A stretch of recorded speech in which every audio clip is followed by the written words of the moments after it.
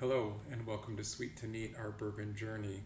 I'm coming to you from the Bourbon Bookshelf solo again today, as my queen of everything, Peggy, is off working on her bakery business. So you just have me, Rich the Medicine Man, and I thought today we'd talk about how to nose and sip bourbon, so so you look like you know what you're doing when you're out or even at home, and get the most enjoyment out of your bourbon. So when you're enjoying bourbon, it helps to both get the aromas from the bourbon as well as the taste. So, an important step is to start with nosing your bourbon. I go through glassware in a different video. I like the whiskey snifter. I like to warm the bourbon a little bit on my hand so that I get the most aromas. But I have a very insensitive nose. If you don't have an insensitive nose, you may want to skip this step. But after warming the bourbon a little bit, I smell the bourbon by holding it against my upper lip and going back and forth from nostril to nostril as I slowly breathe in with my lips slightly parted.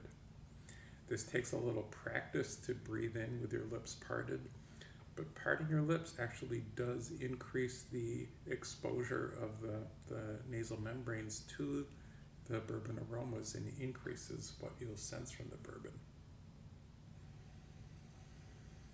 So you just slowly go back and forth from nostril to nostril as you breathe in through your nose with your lips slightly parted, and try to identify the sense that you're taking in, to not only get the ethanol burn, but hopefully get oakiness or sweetness or different fruits or spices that come out with the aromas.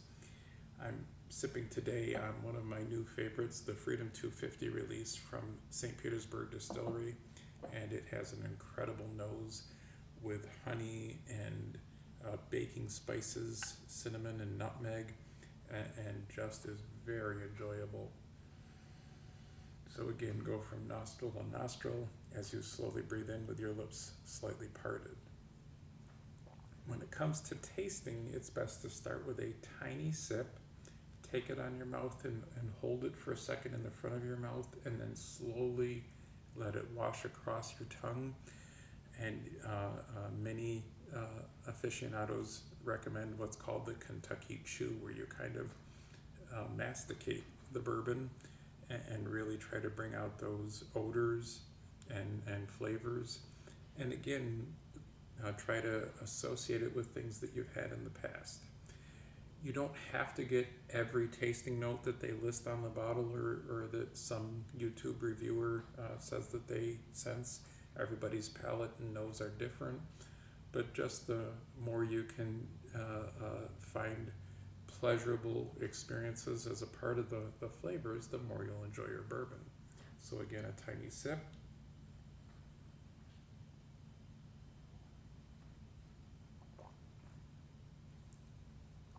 And let it roll across your tongue and kind of chew it. And with this bourbon, I not only get oak, but sweetness and honey, and a little bit of those baking spices.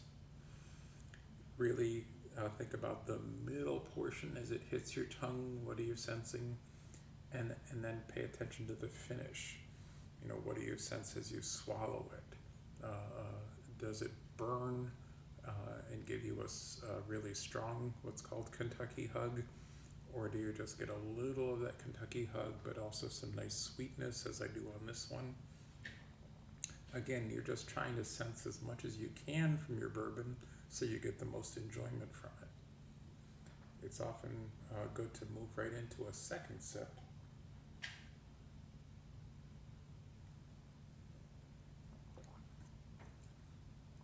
So that as your palate has become accustomed to the ethanol, then you can really start to draw out those flavor notes. And it's okay if you don't get every flavor note. If you say, I just like the flavor of this and I want to drink more of it, that's perfectly fine. It's your bourbon. However you enjoy it is the right way to enjoy it. But for many people, associating the flavors that they get with past experiences adds to the enjoyment of the bourbon. A third sip.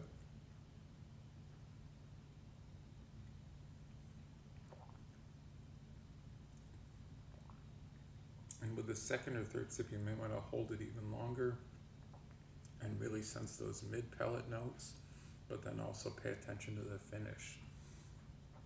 Does it linger for a long time after you've swallowed it, where you're still getting that nice, enjoyable burn, or does it leave too intense of a burn where it's just distracting, or does it go away immediately and have no finish?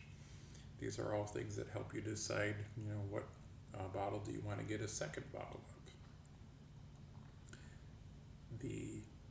As you continue to sip the bourbon, again, see what flavor notes you can get from it. But again, those first couple of sips often make the biggest impact in how much you enjoy the bourbon. But remember, the way you enjoy your whiskey is the right way to enjoy whiskey, and please drink responsibly.